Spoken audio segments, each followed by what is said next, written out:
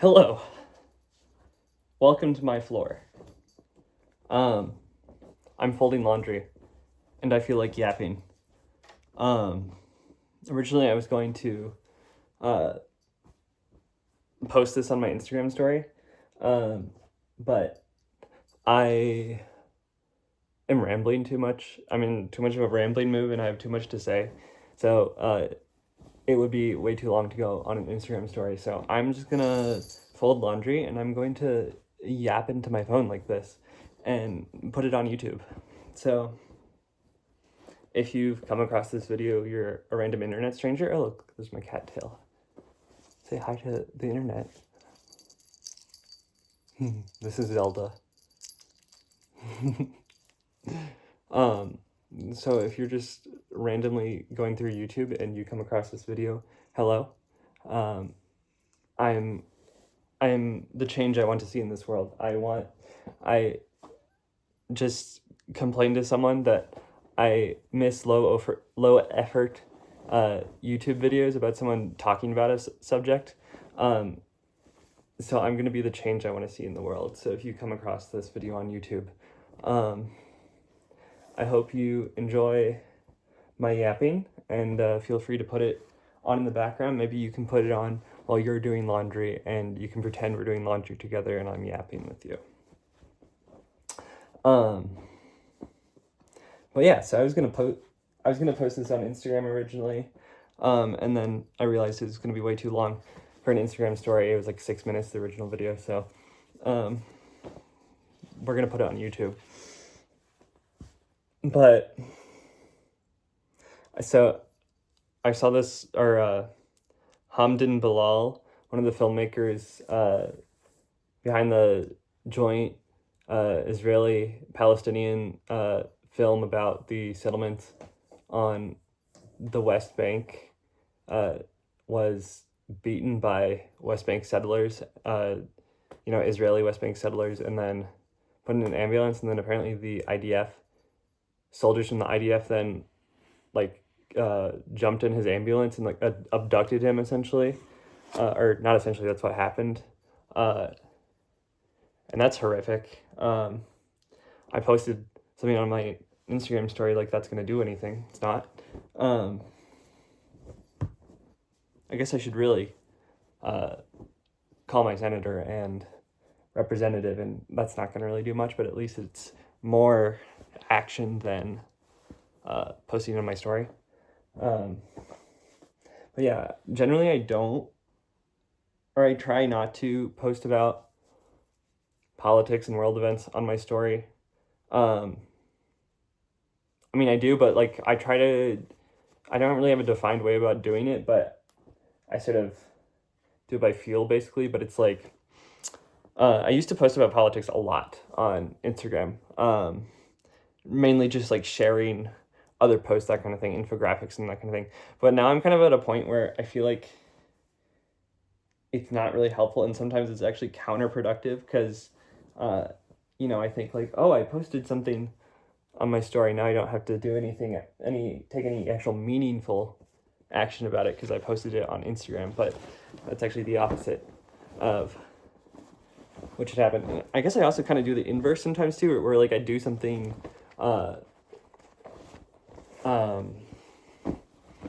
in the real world, a protest or something like that, and I don't post about it on my story. And that's kind of then just not using social media tools to the best of their power, because that's actually one of the few good things social media can do. But I don't know, it's kind of a complicated thing. Social media is kind of an evil that can be harnessed, it feels like sometimes, especially when it's in the hands of big tech corporations.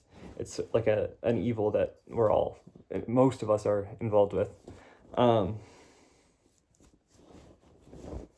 I don't know that I'm cool enough or independent spirit enough to truly be in the no social media gang as much as I kind of wish I could be, but I also don't think. I read this book recently called The Circle by Dave Eggers. And as like sort of a reading for fun, I wouldn't say it was particularly an enjoyable read, but it also wasn't like a hard read. But it's kind of, I think it's a good book. I think it's a really good book, even though I didn't necessarily enjoy it. I think it was, nor did I, it wasn't like sort of lofty literature. I didn't have a great time reading it, but I'm kind of glad I did read it, if that makes sense. Because it's about this like social media, this girl, she's recently graduated like a 4-year liberal arts school, and she's working at like her local public utility and hates it, in like the office or whatever, an office job, a cubicle job, like office space kind of thing. She hates it. She gets a job at The Circle, this like social media company, but they really do more than social media. They're like PayPal, and it's like a combo of PayPal and Facebook and Quora and LinkedIn and basically everything all in one. And like basically the book chronicles her time at The Circle, and the world basically becomes addicted to The Circle, and The Circle is like starting to subsume the entire world, which sounds kind of far-fetched, but also kind of has happened. So like Dave Eggers is kind of right about this. Like I think it's a bit satirical, so he plays it up for comedy, but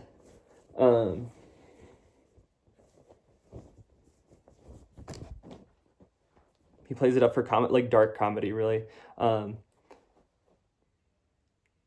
me yapping about that made me just like that book come back to me,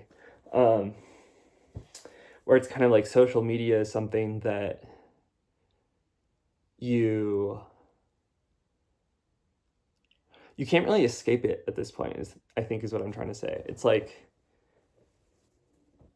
you can use it in sort of, I've definitely been at stages in my life where I'm kind of like unhealthily at an unhealthy use amount, especially during like the pandemic, really high screen time, being on Instagram long amounts of time, scrolling, just, and not really engaging, really just kind of like,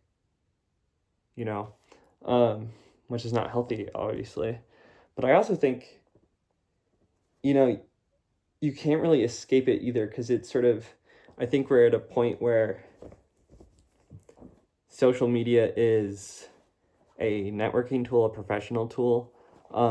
It's how you can follow people with similar interests in similar professional fields, and kind of network that way. And also you can get, especially if you are in the arts, anything arts related, you can get people who normally wouldn't see your stuff to potentially see your stuff if you know how to use social media.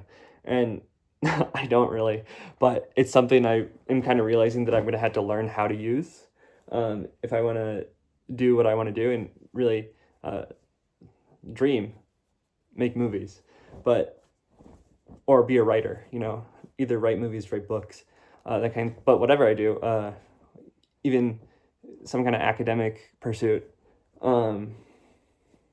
whatever I want to do, anything I want to do I'll have to learn how to really market myself, essentially, make myself the product, and that's kind of what social media does. It lets you make yourself the product, and it lets you get your stuff seen, and I guess you sacrifice a little bit of yourself, but it's also, I feel like in the 21st century, going into this century, it's how you're going to, or how most people will find success.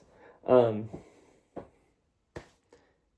you can't really escape it, like, I think, I'm sure there's some people who will be able to make their way in whatever career field that interests them without, even like artistic fields, without having a social media presence. But it makes it like that much harder for them. You have to be a very particular personality and individual and skill set to be able to make that work. And I just don't think I have it. So I don't think I have what's needed for that. So I think I have to learn how to use social media. And so it's kind of like, accepting an evil, you know? But I'm kind of at a point where I will accept it, but I want to do it in moderation, you know?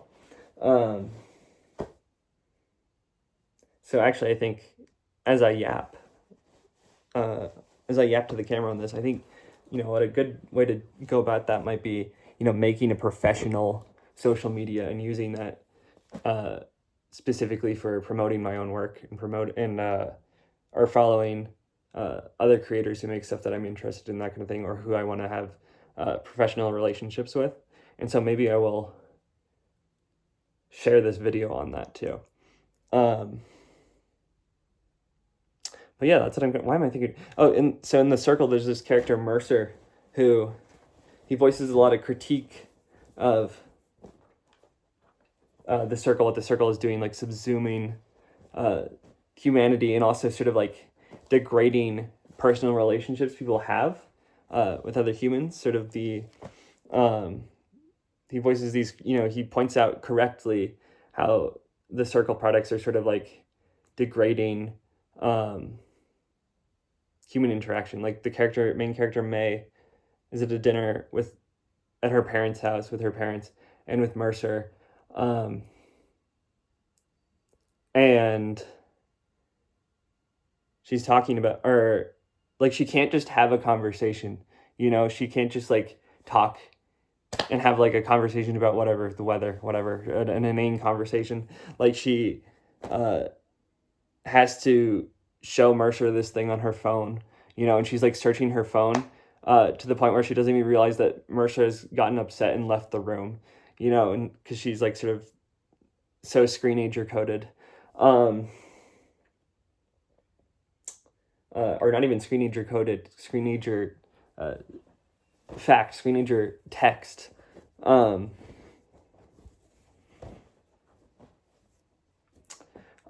So she doesn't even realize that he gets up and leaves the room because he's upset about it. And Eggers also kind of so Mercer's correct about that. It's like kind of, because that's something I'm there's moments where I've kind of felt like almost like the boomer phrase I've seen, which is actually really funny, is silicon succubus. And it's kind of true sometimes, because it's like having an interaction with another person, I can't just like, I feel like there's been times where like I haven't just like talked to someone, or I didn't know what to talk about, and I didn't just like let it sit. I was like, look at this meme, herder, like look at this shit on my phone. And it's like, I don't know, sometimes you can make connection that way, but sometimes it's like actually putting a barrier up between yourself and other people. And so that's relatable. But also the character of Mercer is like just kind of annoying, even though he's correct. And I think that's intentional by Eggers. I mean, part of it is that I think it's kind of like from May's perspective where he's annoying. But also it's never a good feeling when like, you're doing something and then like maybe there's like an element you hadn't considered, or a moral element you hadn't considered, and someone else brings it up. And that can be annoying when you're the person like who's something has been brought up to question, right? And not just annoying, upsetting, right? So like your mental reaction is to like shift to annoyance,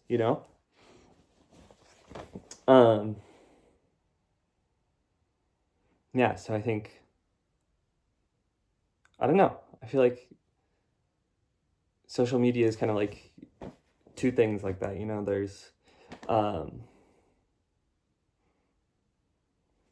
there's sort of like the aspect that is kind of necessary for professional sort of business reasons, and sort of a need to understand how it works just for success. But there's also the sort of sucking aspect of it, the mentally degrading aspect of it, that no one is immune to.